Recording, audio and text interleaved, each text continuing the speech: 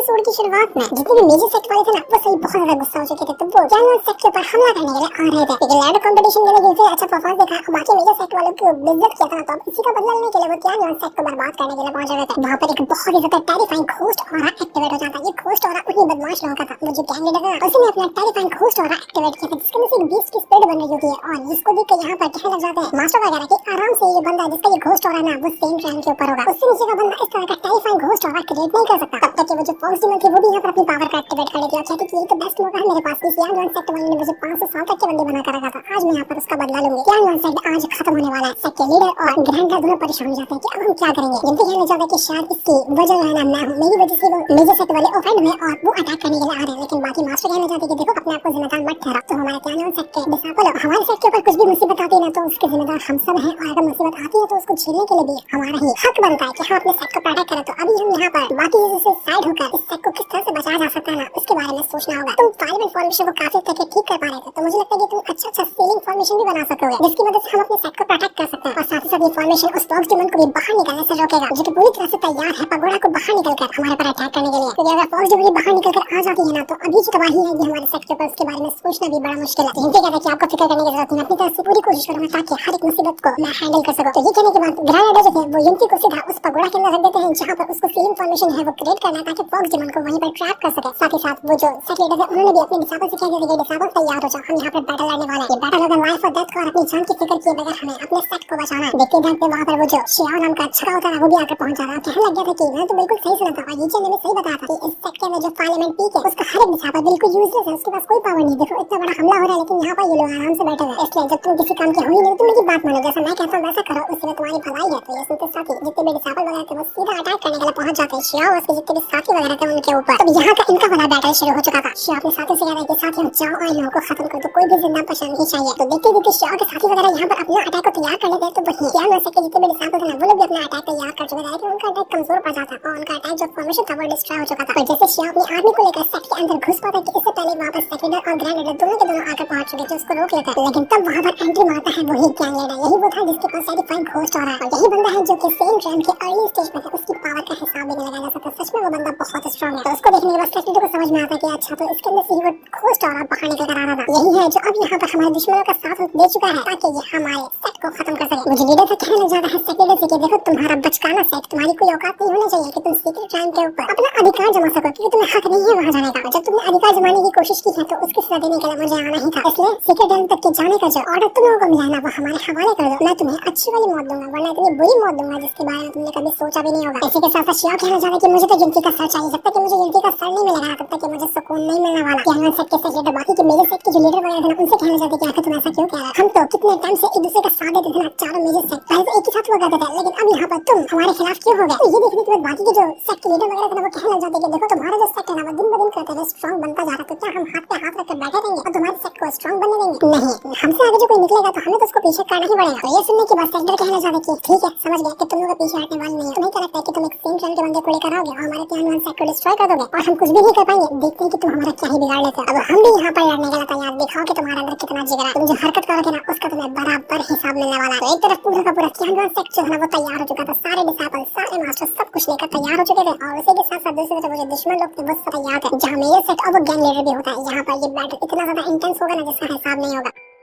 तो वो लीडर कहना चाह रहे कि तुम लोगों को क्या लगता है कि तुम बचकाने चींटी कहीं के मुझ जैसे ड्रैगन यानी कि इतने स्ट्रॉन्ग और बड़े बंदे से मुकाबला कर पाओगे? कभी नहीं। तुम लोगों को तो तुम्हारी औकात बराबर दिखानी पड़ेगी। अगर आज मैं तुम लोगों को खत्म नहीं किया ना तो दुनिया के अंदर जो मेरा खौफ है वो कम हो जाएगा, जो कि मैं बिल्कुल भी नहीं चाहता। आज तुम लोगों को खत्म करके मैं अपना खौफ और बढ़ाने वाला हूँ। देखता हूँ कि तुम लोग मेरा क्या ही उखाड़ लेते हो। इसके बाद यहाँ पर ये बैटल शुरू हो जाता है। दोनों तरफ से लड़ाई बहुत ज्यादा भयंकर होती है। जहाँ ये बैटल चल रहा था तब तक की गिनती जो होता है वो उसी पगोड़ा के अंदर आकर पहुंच चुका था जहाँ पर वो फॉक्स डीमन कैद है। इनसे देखकर कहना चाहता कि यहाँ पर जो सीलिंग फॉर्मेशन लगा हुआ था ना जिसकी मदद से इस फॉक्स डीमन को ट्रैप किया गया था वो ऑलमोस्ट टूट चुका है। मतलब कि थोड़ा सा बाकी है उसके बाद ये खत्म ही हो जाएगा। ऐसा लगता है कि किसी हमारे ही सेक्ट के एल्डर ने ये हरकत की है कि जब बाहर से फॉर्मेशन को तोड़ना फॉक्स डीमन की बस की बात नहीं थी और ये काम उसी रीजन के मास्टर का ही था। तब एमटी की जिम्मेदारी थी कि वो यहाँ पर सीलिंग फॉर्मेशन को भी ठीक करे और फॉक्स डीमन को यहाँ से बाहर निकलने ना दे। वो जैसे पगोड़ा के अंदर आता है यहाँ पर खाली फॉक्स डीमन का ही ऑरा फैला हुआ था, हर तरफ डीमन वगैरह जो कहते हैं ना उनका ऑरा भी फैला हुआ था जो इस जगह को इतना ज्यादा डेंजरस बनाई थी उसका हिसाब नहीं था। और ये धीरे धीरे करते हुए उसी फॉक्स डीमन को ढूंढने के लिए उसके करीब बढ़ना शुरू कर देता है। तो जैसे जिम्पी यहाँ से आगे बढ़ा था ना उसको वहाँ पर अजीब सा विजन आने लगता है। विजन के अंदर वो देख पाता है कि किन्यू जो है ना उसको उसको सामने नजर आती है और किन्नू जो होती है वो युनती से कहना चाहती है कि युनती मेरे पास आओ, मैं तुम्हारे साथ रहना चाहती हूँ, इतने दिन बाद मिल रहे हो, ऐसा थोड़ी मैं जाने दूंगी। लेकिन युनती समझ जाता है ये सिर्फ एक चाल है, छलावा है जिसको दिखाया जा रहा है। तो तुरंत अपनी पावर का यूज करते हुए किन्नू को वहाँ से गायब कर देता है। अटैकी उसने देखकर मारा था कि किन्नू गायब हो जाती है। युनती कहता है कि मुझे पता है कि इतनी घटिया हरकत किन्नू कभी भी नहीं कर सकती जबकि तुम करने वाली।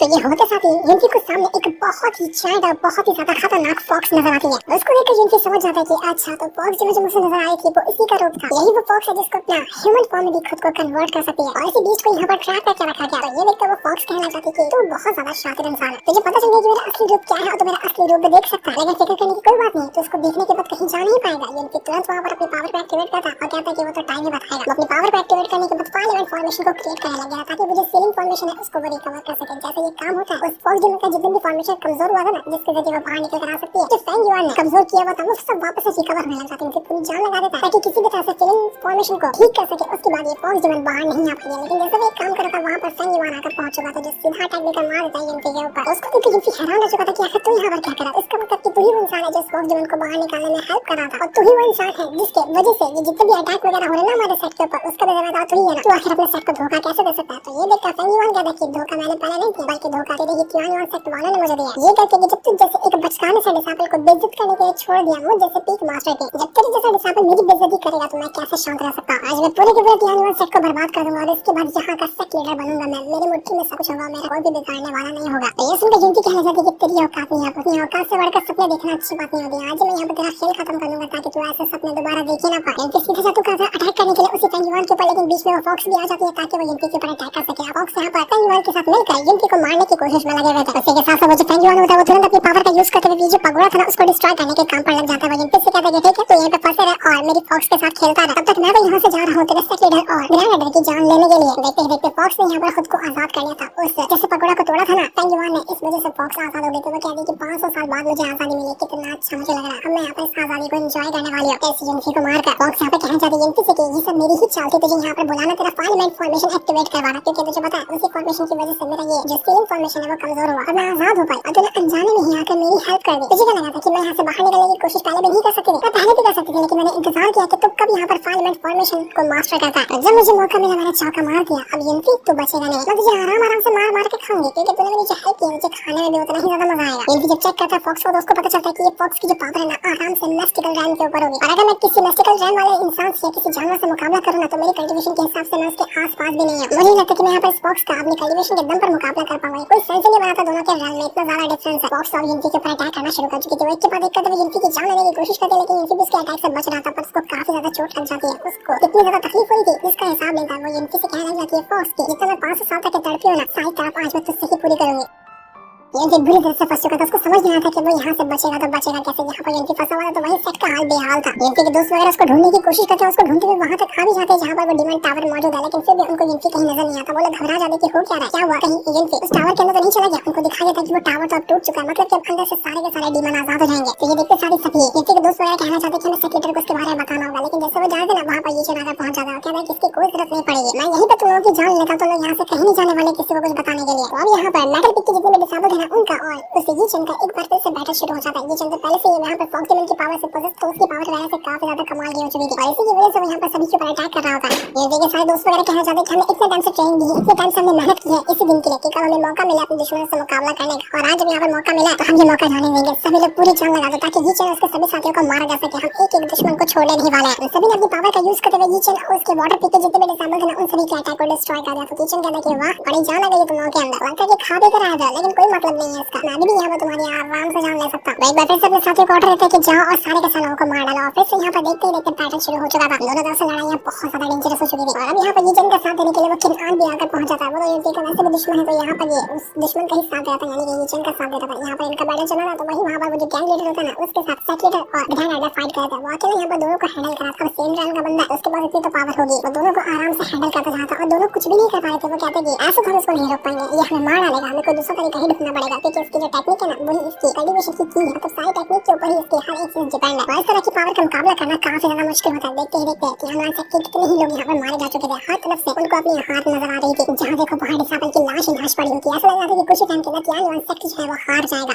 बाकी के लोग जो थे वो कहना चाहते कि बस हो गया, अब तुम कुछ नहीं कर सकते, अपने आप को सरेंडर कर दो वरना इससे भी बुरी मौत मरने वाले हो तुम लोग। सेक्टर कहते कि हमारा यहाँ सेक्टर करीब 500 साल तक के ऐसे ही करता, 500 साल तक हमारे ऊपर कोई कोई भी आँच नहीं है तो आँच कैसे आएगी। आज भी हम किसी तरह की आँच अपने तियानवे सेक्ट के ऊपर आने नहीं देंगे, चाहे इसके लिए हमें कुछ भी क्यों ना करना पड़े। हमने बहुत दुश्मनों का मुकाबला किया, बहुत की वाट लगाई है, तो एक और दुश्मन सही हम यहाँ पर फिर भी तुम लोगों को छोड़ने नहीं वाले। वो तीनों के दिनों जितने भी मास्टर वगैरह थे अपनी पावर को एक्टिवेट करते और पावर को एक्टिवेट करने के बाद वो अपना फॉर्मेशन क्रिएट करने लग गया था ताकि अपने सेक्ट को और अपने लोगों को बचाया जा सके। लेकिन वो श्योर कहना चाहता है कि ठीक है, तुम्हें अगर आखिरी इच्छा तुम्हारी यही है कि तुम अपनी पावर को यूज करते करते मरोगे तो ठीक है, हम उसको पूरा कर देंगे। तुम अपनी सेक्ट को प्रोटेक्ट करते करते ही मरोगे। लेकिन गिनती के जितने भी मास्टर वगैरह थे और हाँ क्या से जितने भी मास्टर सभी अपनी पावर का यूज करते थे, अपने हर एक अटैक को यूज कर लेते। उनको पता था कि ये आखिरी मौका उनके पास, या तो अब आर होगा या तो पार होगा, या तो अपने सेक्ट को प्रोटेक्ट करेंगे या उन सबकी जान चली जाएगी। तो कोई भी कोई कसर नहीं छोड़ने वाला। सभी लोग अपनी पावर को पूरी तरह से एक्टिवेट कर लेते हैं और पार्लियामेंट फॉर्मेशन जो उनका था वो उसको और पीक लेवल पे जाने की कोशिश करते हैं, जो कि गिनती नहीं कर पाया और फॉर्मेशन बैकफायर कर गया था। लेकिन यहाँ पर इन लोगों ने अपने फॉर्मेशन को ठीक करने की कोशिश की थी, पर अफसोस की गिनती से वो काम नहीं हो पाया था, तो इनसे कैसे हो पाएगा। ये लोग भी नाकाम रहते हैं और फॉर्मेशन यहाँ पर एक्टिवेट नहीं हो पाता, कुछ टाइम होता है और फिर डिस्ट्रॉय हो जाता है। सेक्रेटरी कहना चाहते हैं अगर हमारा यहाँ पर ये फॉर्मेशन ठीक हो गया होता ना तो तुम जैसा की औकात नहीं थी कि वो यहाँ पर आकर हमारे सामने खड़े हो पाते, हम तुम सबको काट डालते। इंतजार करो, बस थोड़ा सा और इंतजार करो, एक बार हमारा फॉर्मेशन ठीक हो गया तो किसी को भी जिंदा नहीं छोड़ा जाएगा। तो ये सुनने के बाद सभी लोग मास्टर का और सेक्रेटरी का मजाक उड़ाने लग जाते हैं कि अरे खाली तुम लोग बातें करते हो, बातें करने से ज्यादा तुम लोग को कुछ भी नहीं आता। जब से लगा रखे फॉर्मेशन ठीक होगा, फॉर्मेशन ठीक होगा। अरे काहे का फॉर्मेशन, तुमसे कुछ नहीं होने वाला, ना तुमसे अपना सेक्टर बचेगा ना तुमसे अपनी खुद की जान बचने वाली है। आज ही यहाँ पर खत्म होने वाला है तुम लोगों का। इसके बाद वो सारे दुश्मन फिर से अपना अटैक को तैयार कर चुके थे क्या सेक्टर के ऊपर करने के लिए। लेकिन जैसे वो अटैक कर पाते ना कि तभी वहाँ पर वो जो पगोड़ा होता है उसके अंदर से ऑरा बाहर निकल कर आने लग गया, जिसकी बहुत ही ज्यादा डेंजरस और डिमोनिक ऑरा होता है। ये देखकर सेक्रेटरी कहना चाहते कि ये क्या हुआ, यहाँ से डिमोनिक ऑरा कैसे बाहर निकल कर आता है। हमने गिनती को भेजा था ताकि वो फॉक्स डिमन को रोक सके, क्या वो इसमें फेल हो गया, क्या वो फॉक्स डिमन को नहीं रोक पाया। जब वो नहीं रोक पाया तभी तो यहाँ पर उस फॉक्स डिमन का ऑरा बाहर निकल कर आता है। अगर ऐसा है तो बहुत बड़ी गड़बड़ हो गई। अब हमें लगता है कि यहाँ पे क्या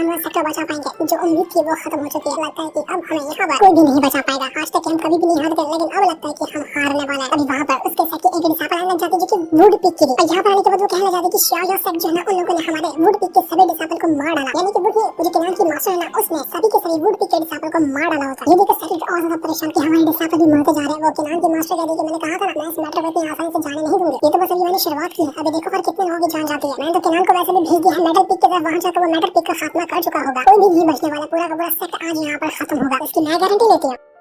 देखते देखते सेट की जितनी भी पिलर वगैरह थे, जितनी भी फॉर्मेशन वगैरह लगे हुए थे ना सबके सब डिस्ट्रॉय होने लग जाते हैं। मतलब कि अब यहाँ पर सेट का किसी भी तरह के फॉर्मेशन को एक्टिवेट कर पाना, किसी भी तरह की पावर को यूज कर पाना बहुत ज्यादा मुश्किल हो चुका था। उनको उनकी बर्बादी नजर आ रही थी, वो सब घबरा जाते कि अब हमारे पास ऐसा कुछ भी नहीं है जिसकी मदद से हम इस मुसीबत को ठीक कर पाए। लेकिन ये लोग हमारे सेट के अंदर घुसे कैसे, आखिर ये पगोड़ा टूटा तो टूटा कैसे, कौन कर सकता है। अब वहाँ पर आता है फैंग वाला और आकर कहने लग जाता है कि हाँ तुमने सही पहचाना, ये काम मेरा ही है, मैंने यहाँ पर दुश्मनों को अंदर आने की परमिशन दी है, मैंने यहाँ पर पगोड़ा तोड़ा है ताकि उस बॉक्स को आजाद किया जा सके। मैं ही हूँ सारी की सारी चीजों का जिम्मेदार जो आज हमारे क्लैन सेट के ऊपर हो रहा है। मैं झूठ क्यों कहूँगा, मैं तो सच बता रहा हूँ तुम लोगों को कि अभी तुम सबको मैं मारने वाला, तुम सब मरोगे ना तो क्लैन सेट मेरा होगा और यहाँ पर मैं राज करूंगा, वो भी अकेला। बड़ी उम्मीद लगाई ना तुम लोगों ने गिनती के ऊपर, गिनती कब तक मर गया होगा उसी फॉक्स के हाथों, क्योंकि मैंने फॉक्स को आजाद करके छोड़ दिया है उसके ऊपर। तो ये सुनने के बाद सेट के जितने भी मास्टर वगैरह थे सब घबरा जाते, वो कहना चाहते फैंगियन से कि फैंगियन तूने अच्छा नहीं किया, तूने अपने ही लोगों को धोखेबाजी की, उनके साथ उनको धोखा दिया, इतना बड़ा गद्दार कैसे हो सकता है। हमें तेरे ऊपर भरोसा है कि तू कभी इतनी बड़ी गद्दारी नहीं करेगा, लेकिन तूने हम सबका भरोसा तोड़ दिया। लेकिन बाकी दुश्मन कहना चाहते कि चल अपना ड्रामा बंद कर, देख लेना गद्दारों की हमेशा जीत होती है, तो आज भी वही होने वाला, तेरा सेक्टर खत्म होगा। अच्छा कौन बुरा कौन वो मैटर नहीं करता, लेकिन आखिर में बचा कौन है जिसके हाथ में सब कुछ है वही चीज मैटर करती है, और दुश्मनों के हाथ में हमेशा सब कुछ होता है। और आज भी वही होने वाला है। अपना एक और खास मेथड को एक्टिवेट कर लेता है और उसके जरिए वो अटैक करने वाला था जितने मास्टर वगैरह है उनके ऊपर, वो सभी मास्टर को घेर लेता है और जब भी उसके अटैक के चपेट में आता ना सबकी जान जाने लगी, फटाफट से चिल्लाने लग गए थे, कोई भी उसके डिमोनिक ऑरा के सामने टिक ही नहीं पाता। देखते देखते कई सारे लोग मारे जा रहे थे, लोगों को समझ ही नहीं आता कि हम करें तो करें क्या, हमारा यहाँ पर बच पाना बहुत ज्यादा मुश्किल लग रहा था। ईएमपी के ऊपर जो उन लोगों ने उम्मीद लगाई थी ईएमपी भी मर चुका था, अब उनको समझ आ चुका था कि वो लोग कुछ नहीं कर सकते, जो करना खुद के दम पर करना, तो वो लोग यहाँ पर वापस अपनी पावर को एक्टिवेट करते और एक दूसरे को प्रोटेक्ट करने में लगे हुए थे ताकि कम से कम एक दूसरे की जान तो बचाई जा सके। उन्होंने अपना वापस सभी मिलकर एक बैरियर को क्रिएट कर लिया था ताकि वो लोग आने वाले खतरों से अपने आप को बचा सके। लेकिन वो लीडर का जो डिमोनिक ऑरा था वो सच में इतना ज्यादा स्ट्रांग होता है कि वो उनके बैरियर को भी डिस्ट्रॉय करने लग गया था। एल्टर को समझ में आ जाता है कि जो बैरियर उन्होंने बनाया ना ज्यादा टाइम तक टिकने वाला नहीं है, नहीं वो दुश्मन को ज्यादा टाइम तक रोक पाएगा, कुछ ना कुछ और करना पड़ेगा वरना उनका खत्म होना यहाँ पर बिल्कुल तय है। तो वो लीडर कहना चाहते कि क्या हुआ, ऐसे छोटे मोटे फॉर्मेशन बनाकर बैरियर को क्रिएट करके तुमको क्या लगता है कि तुम मेरे अटैक से बच जाओगे? कभी भी नहीं, मैं तुम्हें जान से मारने वाला हूँ। तो अपनी पावर को यूज करता है, एक बहुत ही ब्रूटल पाम अटैक बनाने के बाद वो सीधा उस बैरियर को तोड़ने के लिए तैयार था। वो पाम अटैक को सीधा फेंकर मारता है बैरियर के ऊपर, जिसमें से लग रहा था कि बैरियर बस टूट ही आएगा। सभी लोगों को समझ में आ चुका था कि बस ये मौत है हमारी जो हमें अपनी आंखों के सामने नजर आ रही है। सभी ने अपनी उम्मीद छोड़ दी थी कि आज ही हमारा मरना लिखा हुआ था और हम